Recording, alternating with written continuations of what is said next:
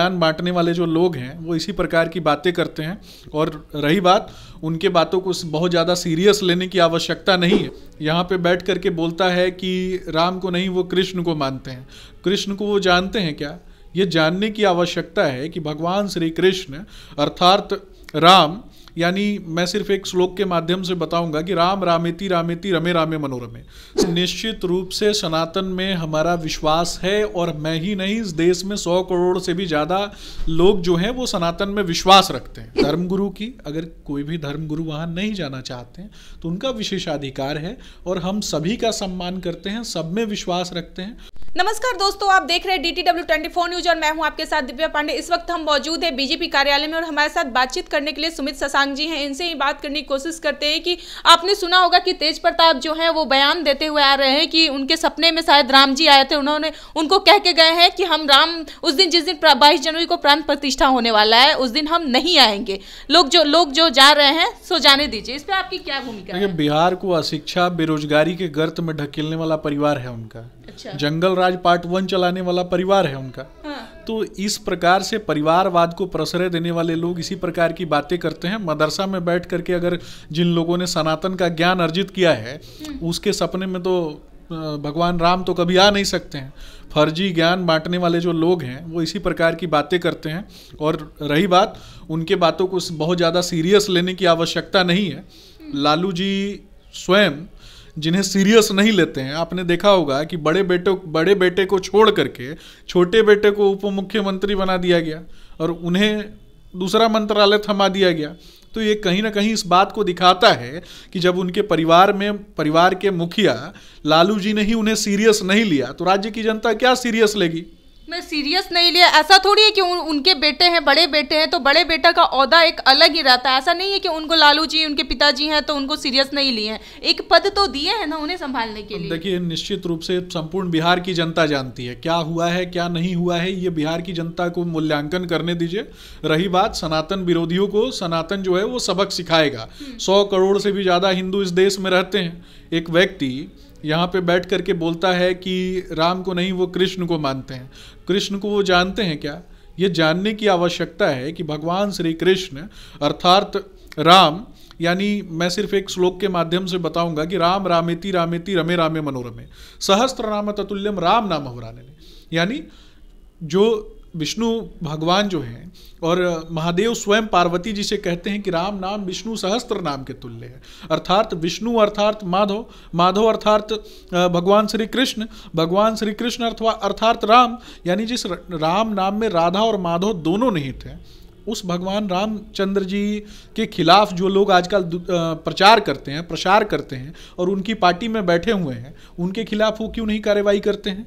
रामायण के खिलाफ, रामचरितमानस के खिलाफ बोलने वाले लोग जो हैं, कभी राष्ट्र की एकता, अखंडता और सनातन के उनसे हम सनातन के उत्थान की उम्मीद करेंगे क्या?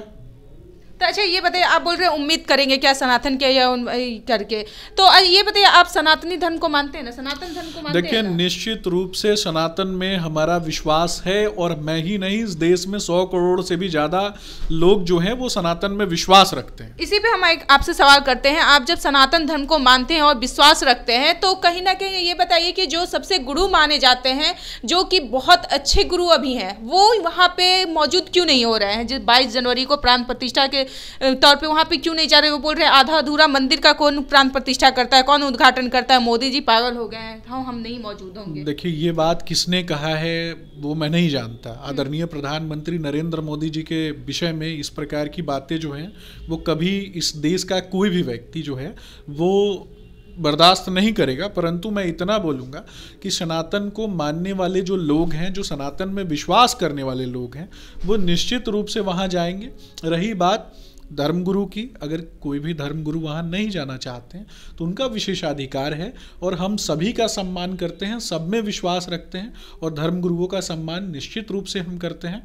और भारतीय एकता, अखंडता, भारतीय सनातन संस्कृति के वाहक जो भी लोग हैं उनका सम्मान संपूर्ण भारत वर्ष करता है। और निश्चित रूप से मर्यादा पुरुषोत्तम श्री रामचंद्र जी का मंदिर जो है वो हमारी आस्था का केंद्र है। न जाने कितने असंख्य बलिदानों का परिणाम है मर्यादा पुरुषोत्तम श्री रामचंद्र जी का मंदिर। और अगर हम आज राम मंदिर के निर्माण को देख पाते हैं, हम उस जनरेशन से हैं जो राम मंदिर के निर्माण को देख रहा है, राम लला को प्रतिष्ठित होते हुए देख रहा है, तो निश्चित रूप से ये हमारे पूर्वजन्मों के पुण्य ही है जिस कारण से हम मर्यादा पुरुषोत्तम श्री राम के मंदिर का निर्माण होते हुए देख पा रहे हैं। अच्छा, ये बताइए ये कहाँ तक सही है? अब आप ही लोग बता सकते हैं कि आप लोग को ज़्यादा ज्ञान है।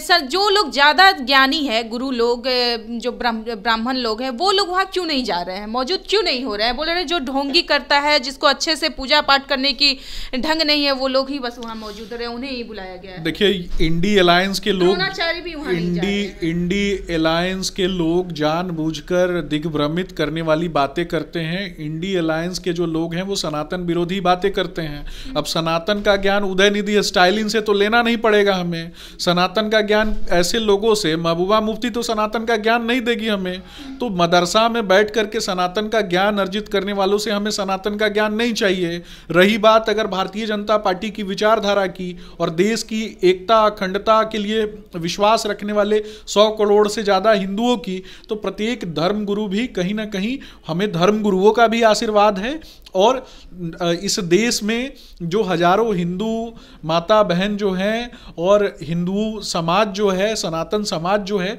उसका भी भरोसा जो है वो कहीं ना कहीं राम मंदिर के निर्माण में है। हम उस निर्माण के मूल पर हम किसी का आघात जो है वो बर्दाश्त नहीं करेंगे। हम सब साथ एकजुट होकर इस कार्य में लगे हुए हैं।